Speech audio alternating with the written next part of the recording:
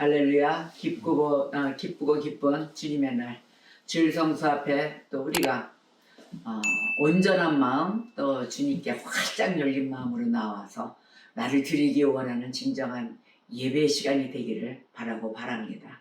오늘 은혜 받으실 말씀은 미가서 6장입니다. 미가서 6장 8절의 말씀으로 다 같이 합독하겠습니다. 사람아, 주께서 선한 것이 무엇임을 내게 보이셨나니 여호와께서 내게 구하시는 것은 오직 정의를 행하며 인자를 사랑하며 겸손하게 내 하나님과 함께 행하는 것이 아니냐. 아멘. 여호와께서 구하시는 것, 바로 이 오늘의 말씀을 주제를 삼고 우리가 좀 율법에서부터 그리스도를 향하는 그 길목, 또 우리의 죄성, 이런 것을 오늘은 은혜를 받아볼까 합니다. 자, 오늘 말씀에 미가서 6장의 말씀인데요. 미가서 6장에서 7장의 10절까지 이 말씀은 하나님과 이스라엘 백성과 또 이 주제, 내용의 주제, 논하는 주제, 바로 법정입니다. 한마디로 얘기하면. 그래서 하나님을 표시하기를 하나님 당신의 자신을 그 자신의 사역과 성품 있잖아요. 이것을 설명하는 변호사로 분하십니다. 그리고 또 이스라엘의 죄악, 그 죄악을 추궁하는 검사로도 나오십니다. 검사, 변호사 역할을 하세요, 하나님은. 그러면 이스라엘은 뭘까요? 피고인이에요. 이스라엘은 피고자. 그 다음에 그 소송의 주제, 이거 갖고 이제 무슨 이야기권으로 이 사건이 벌어졌느냐? 그건 바로 당연하게도 이스라엘의 우상 숭배입니다. 이것으로 인하여 이제 논고와 변론이 일어나는데, 자, 1절에서 미가서 6장 1절에서 5절까지가 하나님의 논고의 장이에요. 그게 뭐냐면은 하나님의 이 논고라는 말은 법정에서 쓰는 용어인데요. 이 법정에서 재판에서 대부분 보면은 모든 사건 조사를 합니다. 그래서 사건 조사를 해가지고 증거 조사 다 마치고 검사가 그 피고의 그 범죄 사실 있죠. 범죄 사실과 그리고 그 죄에 대한 그 불량과 모든 것을 다 파헤쳤습니다. 그래서 법률 적용이 되는 부분이 있잖아요. 그 부분을 아주 논리 정연하게 해서 이야기를 하는 거예요. 그래서 법정에 보면 막 검사가 당신은 이날 이래서 저래서 이렇게 육하 원칙에 의해서 이렇게 된 거 아닙니까? 하고 막 이제 진술법정을 하잖아요. 그렇게 얘기하는 것이 바로 이 논고라고 그래요. 논술로 정리정돈하게 돼서 다 해서 정확하게 보여준다. 그러면 이제 검사가 얘기했어. 그러면 이제 누가 답변을 할까요? 이제 피고나 혹시 변호사가 얘기해서 피고의 변호사가 나온다면 그러면 피고는 여기에 대해서 답변을 해야 돼요. 그걸 변론이라고 합니다. 자, 그러면 하나님은 어떻게 당신의 표현을 어떻게 했는가? 자, 3절에 보세요. 3절에 보니까 이르시기를 내 백성아, 내가 무엇을 너에게 행하였으며 무슨 일로 너를 괴롭게 하였느냐? 너는 내게 증언하라. 이렇게 얘기하셨어요. 증언하라. 그 6절, 3절 이하로 쭉 보면 4절, 5절 내가 너희를 애굽 땅에서 인도해내서 종노릇하는 집에서 속량하였지 않았느냐? 이 속량이란 단어는 노비의 신분에서 자유롭게 해주신 건데 그냥 노비의 신분에서 자유롭게 하셨을까요? 모든 이 노예에 대한 묶여있는 그 빚이 있을 거 아니에요. 그 몸값을 다 치렀어요. 하나님 돈을 다 치러주고 자유인이 되게 해주셨거든요. 그걸 속량이라고 그래요. 얘들아, 내가 너 애굽 땅에서 다 출애굽 시켜주고 또 종으로 타는 그 집에서 몸값 다 치러주고 너를 노비의 신분에서 자유인이 되게 해줬지 않느냐? 그러고 난 다음에 모세, 아론, 미리암도 내가 보내주었다. 인도해 줄 수 있는 자, 너희들끼리 방황하지 않게 거기에 리더자도 보내줬고, 또 한 사건은 모압왕 발락이 꾀한 것, 그 다음에 부월의 아들 발람이 그에게 대답한 것을 한번 기억해봐라 그래요. 민수기 22장, 23장, 24장에서 나옵니다. 이 발람과 바락 사건이. 그랬을 때 발락이 이 발람을 불렀을 때 무엇을 원했냐면 자기 원수에 대해서 저주 좀 해달라고 불렀어요. 근데 이 발람이 하나님께 얘기를 듣고자 하니까, 자꾸 하나님께 응답을 듣고자 하니까 이거는 가서 축복을 해주는 일뿐이 없겠더라. 그래서 다 축복한 사건이에요. 그러니까 발락이 노발예발합니다.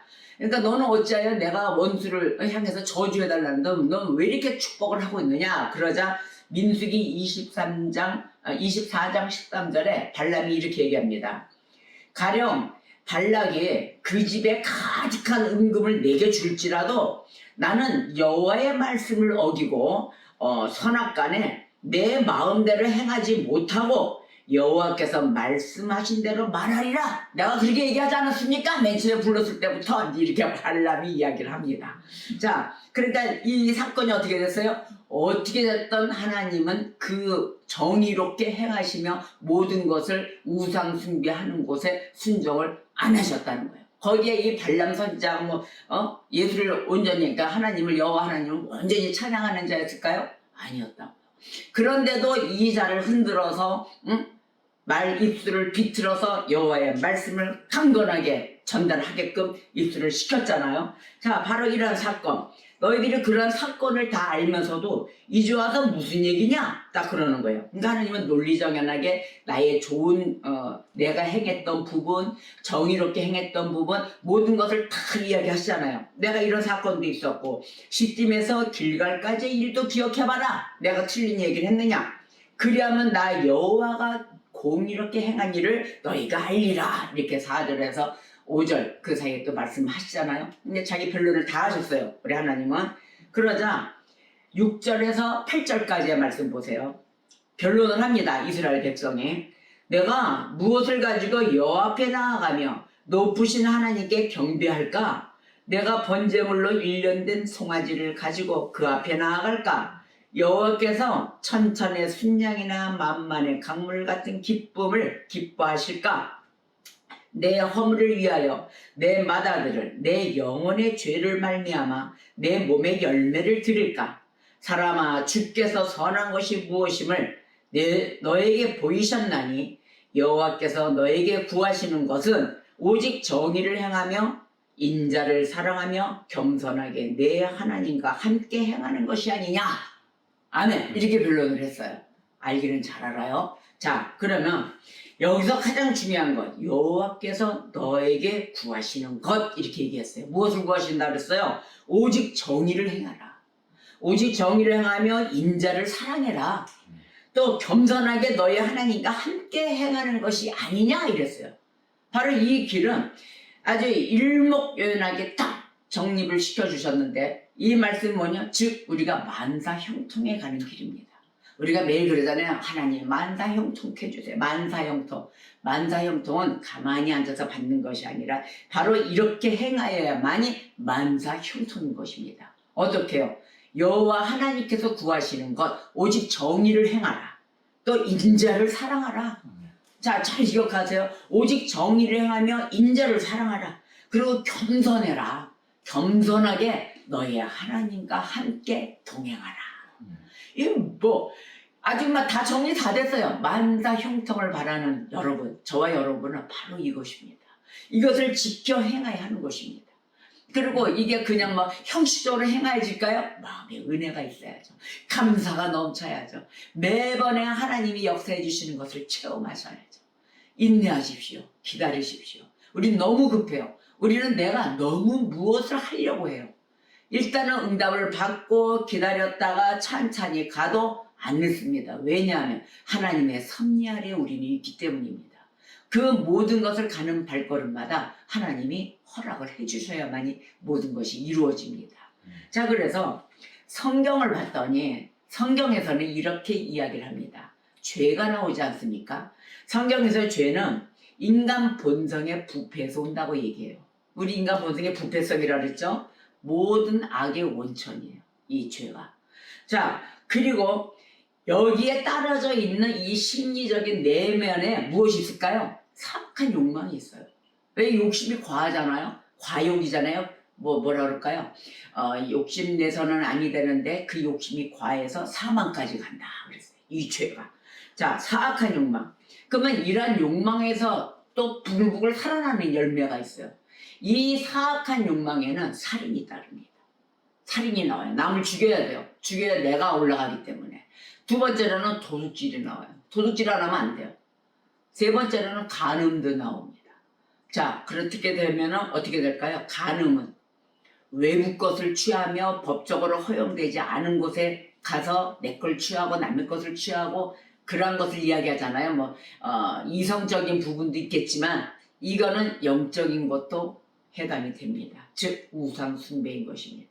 바로 이런 간음의 행위, 이것이 바로 악한 행위의 출처다 이렇게 이야기합니다.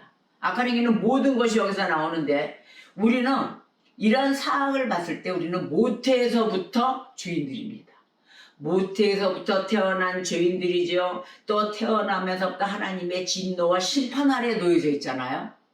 그리고 성장하면서 어떻게 됩니까? 지속적으로 더더욱이 무거운 심판, 바로 그 심판을 우리 자신 위에 쌓으며 살아가고 있어요. 매일 그 죄 속에서 벗어나지 못해가지고 그러자 마침내 우리 삶 어디로 갑니까? 죽음으로 향하고 있는 것입니다. 영원히 사는 저 영생의 길로 가는 것이 아니라 영원히 죽는 곳으로 치닫고 있는 것이에요. 이러한 지식이 바로 인간을 공포로 사로잡고 절망으로 또 앞서 그 절망으로 가는 그 속에서 불안감이 얼마나 떨겠어요. 시꺼먼 구렁텅이에서 거기에서 그 압도함으로 받는 그 마음속에 있는 것도 불구하고 우리에게 필요한 것 바로 그 우리 자신의 의를 박탈당하게 됩니다. 그러다 보니까 우리 자신의 능력에 대한 확신도 잃지요. 또한 삶에 대한 모든 기대를 빼앗게 됩니다. 기대감, 희망, 소망이 없어진다는 거죠.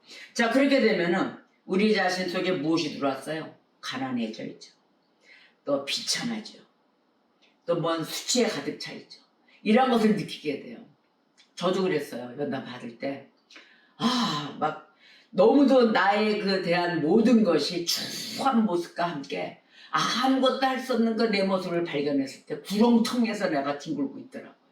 그러한 모습을 보았을 때 벌써 이 나의 비참함 속에 막 얼굴을 못 들고 다닐 정도가 되더라고요. 바로 이런 것이 왜 왔는가?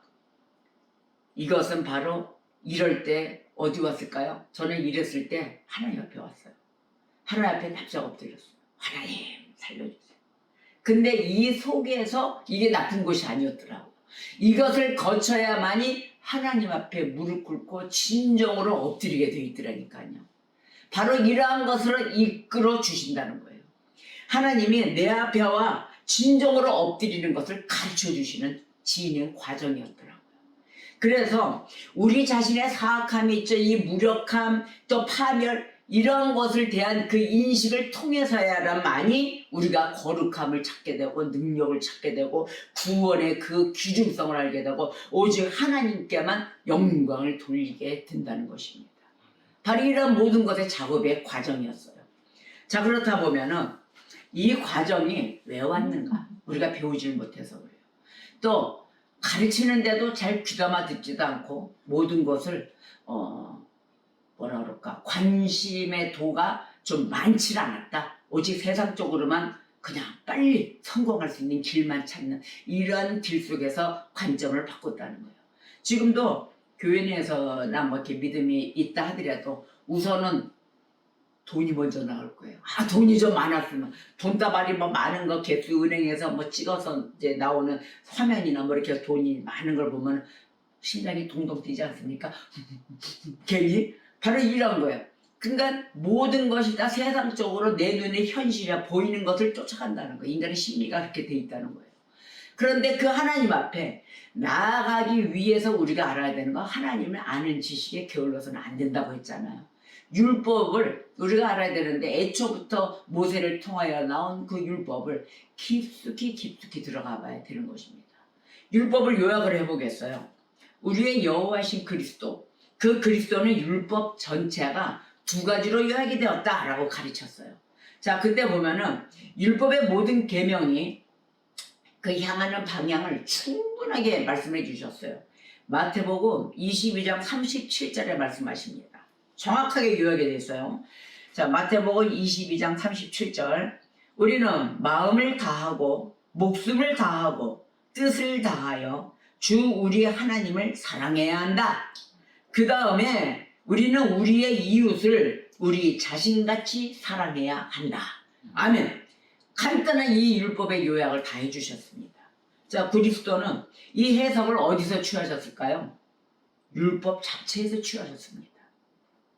왜냐하면 첫 부분에 신명기 6장에 그리고 둘째 부분은 레위기 19장에 기록이 되어 있기 때문입니다.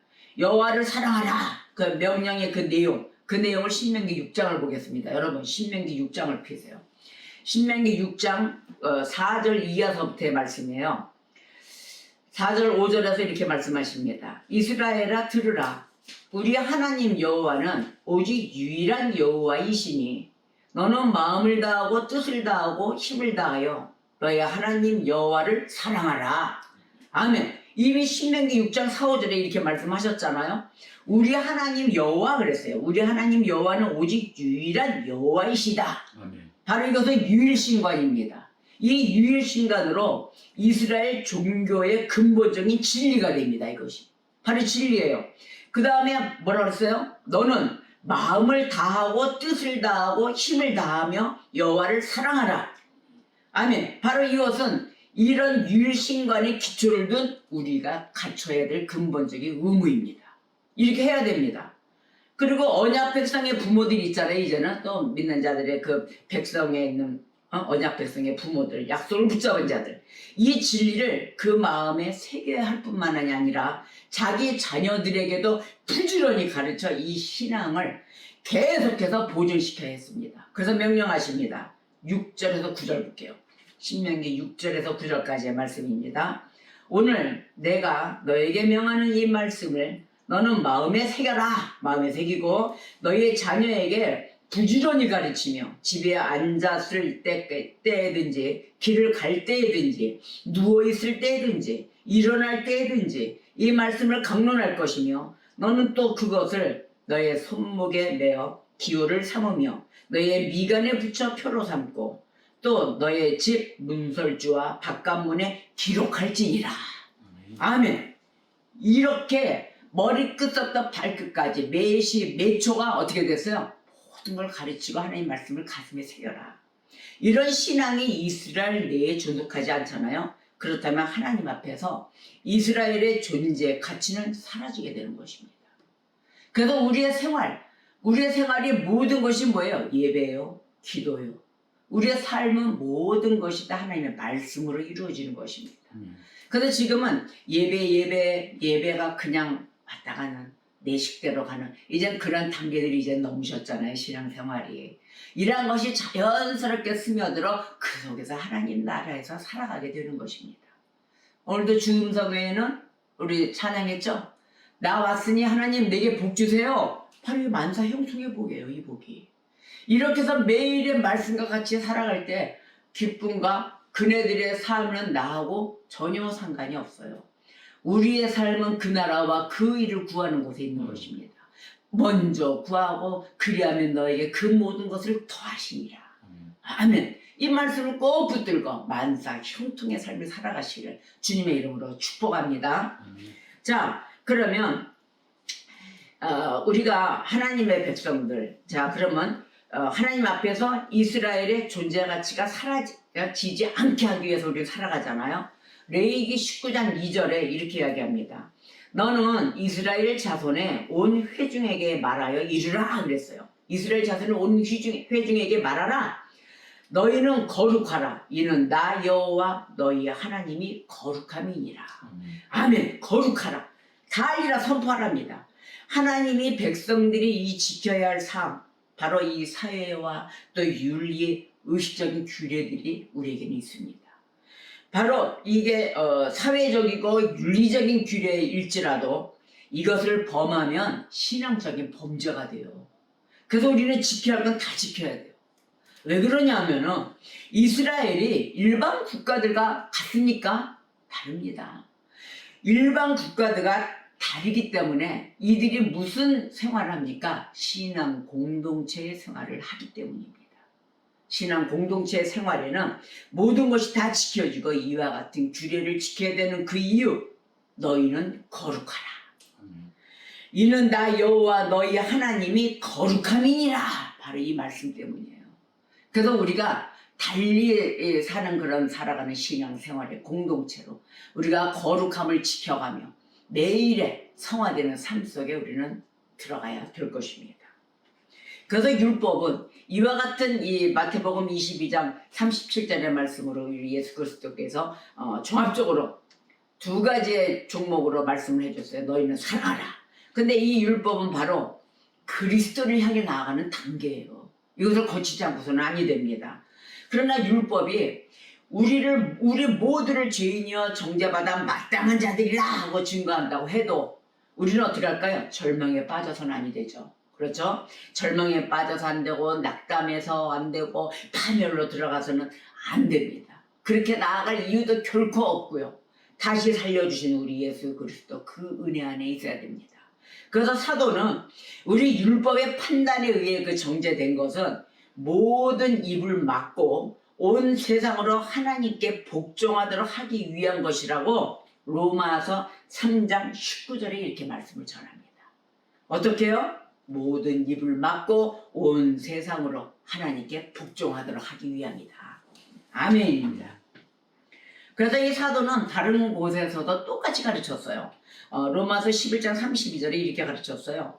하나님이 모든 사람을 순종하지 아니하는 가운데 가두어 두심은 이들을 일거나 심지어 그들이 멸망하도록 하기 위한 것이 아니라 모든 사람에게 긍휼을 베풀려 하십니다. 긍휼을 베풀어 주시기 위함이다 라고 가르쳤어요. 그러므로 여호와는 이 율법을 통해서 우리의 연약함, 불결함 등 이 모두에 대해서 경고를 하세요. 경고를 해주신 후에 그 당신의 능력, 또 자비, 또 신실하심, 그래서 우리를 위로해 주십니다. 그래서 위로의 하나님이세요. 우리가 하나님 앞에 죄를 지어도 나와야 되는 이유가 바로 여기 있습니다. 모든 걸 다 보고 계세요. 그렇지만은 매일의 이것을 피하려고 하는 그 연약함도 있고 또한 어떻게 이 불결함을 해결할 수 있는 우리 능력이 없습니다. 그래서 그 위로의 하나님께 모든 것을 예수의 보혈로 씻김을 받기 위해서 우리는 끊임없이 예배에 참석해야 된다는 것입니다. 자, 이 일은 바로 그리스도 안에서 이루어집니다. 그리스도 밖에서는 이루어질 수가 없는 것입니다.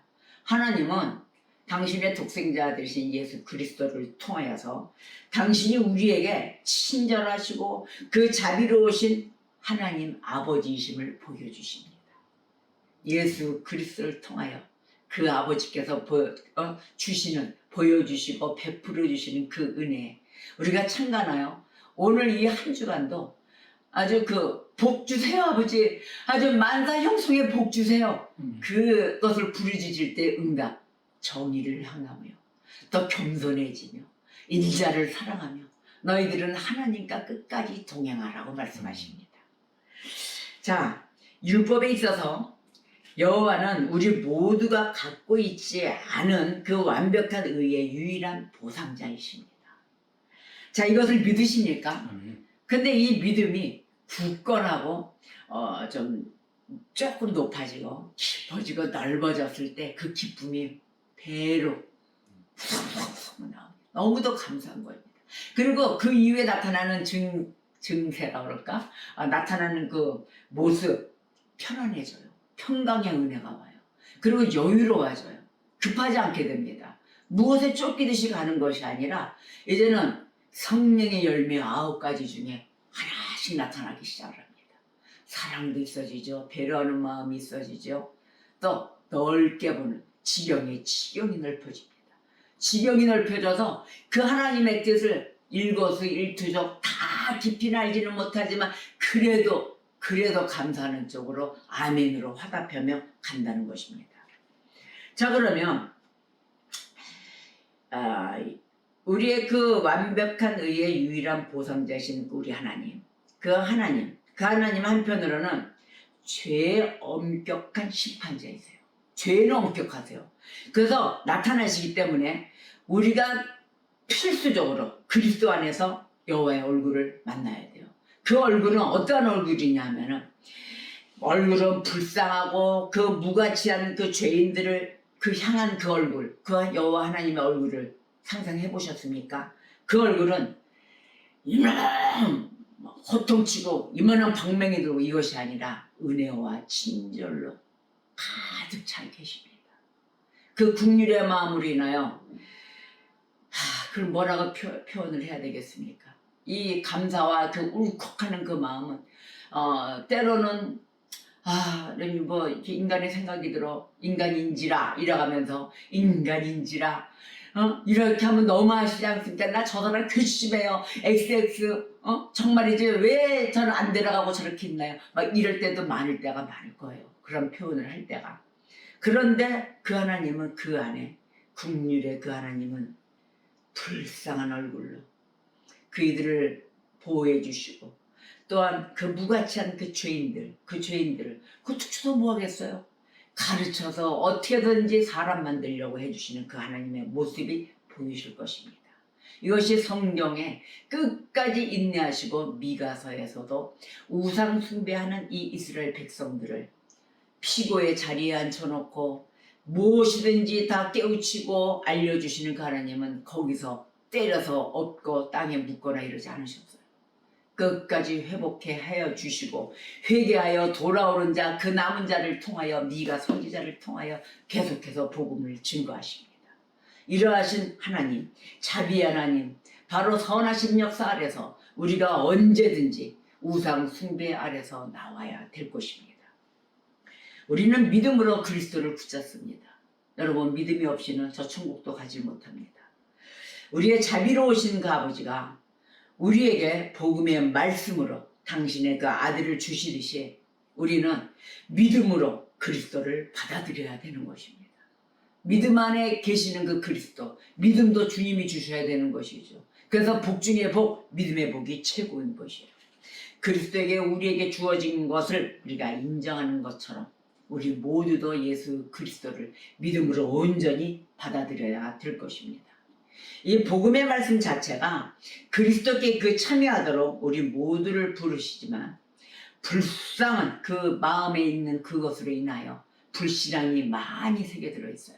그 불신앙으로 인하여 어떻게 됐어요? 눈이 멀었잖아요. 또 믿음이 굳어져 있잖아요. 그러한 대부분 사람들, 그런 사람들을 보면은 이런 비범한 은혜 앞에서는 비웃고 있습니다. 그들은 참으로 이 믿음과 믿음이 없는 것, 있는 것과 없는 것의 차이가 이렇게 폭이 감히 붙여질 수가 없는 관계로 되어 있죠.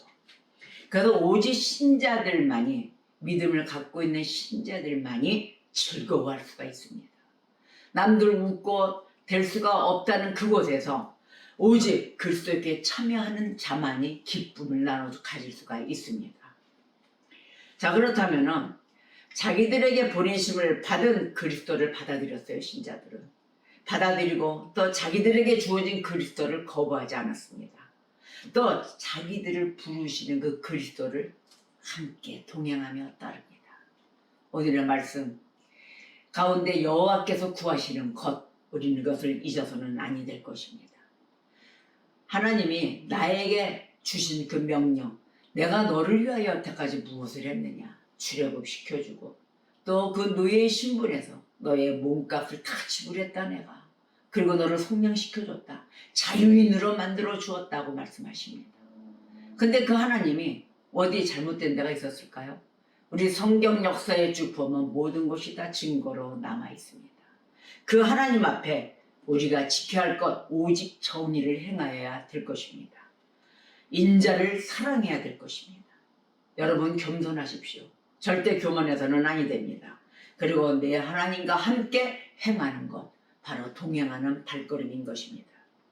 우리가 이번 한 주간도 이 종교적인 의무 신앙생활, 공동체 신앙생활을 우리가 온 마음을 들여 해야 할 것이며 이웃에 대한 의무도 허술해서는 아니 될 것입니다. 이웃에 대한 의무, 서로 사랑하라는 그 의무를 우리가 한치 한 걸음 한 걸음 더 나아가 주님을 기쁘시게 하는 성도 되시고 거룩하라 하셨기 때문에 그 거룩함에 의하여 순결에 대한 의무도 지켜야 될 것입니다. 이렇게 지키는 자 만사 형통으로 가는 참된 그리스도인이 되시기를 주님의 이름으로 축복합니다. 여러분 기도하시겠습니다.